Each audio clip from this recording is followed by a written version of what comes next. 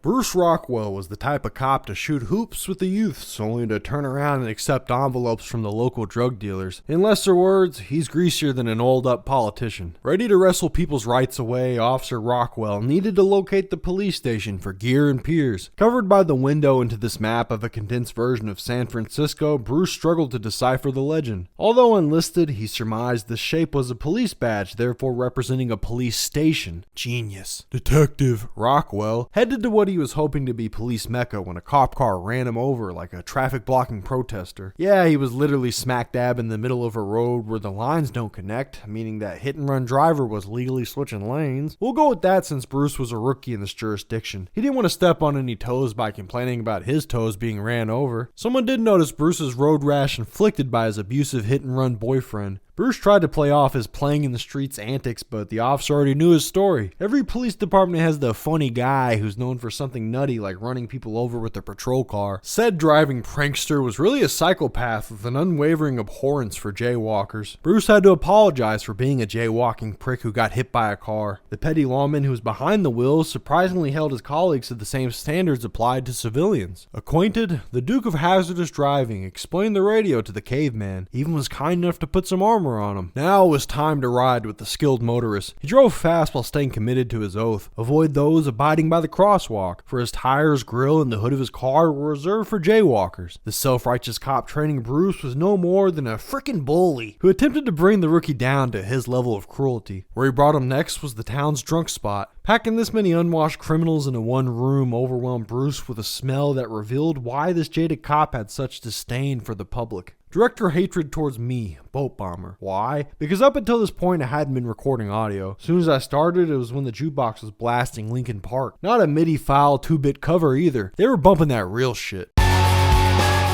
Intoxicated off music, Private Rockwell made an attempt to listen to his supervisor, but dude was too plastered to teach. Of course, that doesn't mean he's too hammered to drive. Bruce, wanting to prove he could be a valiant policeman, rode shotgun with Diet Denzel Washington from Training Day. The drunk captain managed to sell the car smooth as a car can sell till he turned into a crime scene janitor. Oh fucking well. He probably would have ran over the same amount of pedestrians even if he was sober. The scene the police had arrived to was that of Homicide. The centerpiece, a dead body surrounded by blood and broken glass. Best case scenario, this jag-off was shot through a window. Worst case, it's one guy, one jar. There was also another dead guy missing a foot a few feet away. Do any of these murders matter? Unsure of who is player and who is computer, since the city is really an amusement park similar to Westworld. Instead of robot cowboys, it's modern AI civilians. Bruce was ready to mark any murder of a bot as a natural death to keep the homicide rate low. Statistics can be lied about, offering false hope that an area is safe until cops start getting creamed by buses.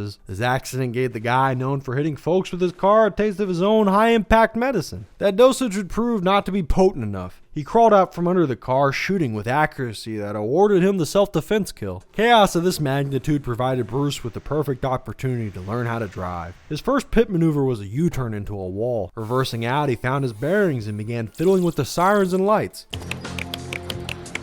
The drunk driving expert thought the rookie had the potential to be a promising wheelman. San Francisco required more road killers to deal with the stray dog problem. These mutts run wild and it's going to take an armed posse to handle them. At least that's the reason Bruce believed to be why everybody was marching with guns. Having reason wasn't necessary. Bruce Rockwell is always down to get swept up in mob mentality. Breaking off from the group, Bruce went to go test fire his rifle. He didn't want to be one of those cowards who goes their whole police career without firing their service weapon. Yeah, it wasn't aimed at anyone. Still, bullet casings hit the street, so it counts. Returning to the patrol car, he took another crack at driving. The turning feels smooth and it looks at 2 when compared to previous cars in Space Station, which turned like big boats. His cruising crashed him into a wall again. He threw it in reverse and was going to repeat. However, his shift was over. No longer did he need to burn time on the clock. All it took was one shift on the beat for the rookie Bruce Rockwell to get promoted to the chief of police. There was no interview nor application, just a simple click to make him the boss. He was large and in charge as the huge bag system. Look at all that room for storage. His old friends still saw Bruce as the newbie. He had to flex his rank to make his driving coach aware of his superior status. Purely to show off, this chief had no intention of being a strict dick. How could he bark orders if there's a constant stream of donuts flowing down his throat? Once his donut hole was maxed out, the chief went out into the lobby to confront the un-American speaking Reaper. The creep was a priest of some sort who tried handing Bruce a cross. He wanted no part in the religion, even if it would protect him from vampires. Pretending to have somewhere to be was how he got out of that discussion. Essential duty calls, whether it be dialing 911 from a payphone or wandering the beach at night. Here in the sandy outskirts, Bruce saw someone standing over another person. This person on the ground stood up and asked if the chief wanted some. He questioned what, only to get answered in commie Latin. Unable to comprehend, Bruce walked away. To the strip club he traveled. The first overhead text caught in his viewing distance earshot was about Age of Empires 2. Bruce related heavy to this topic but got sidetracked since he was at a titty bar. No ERP.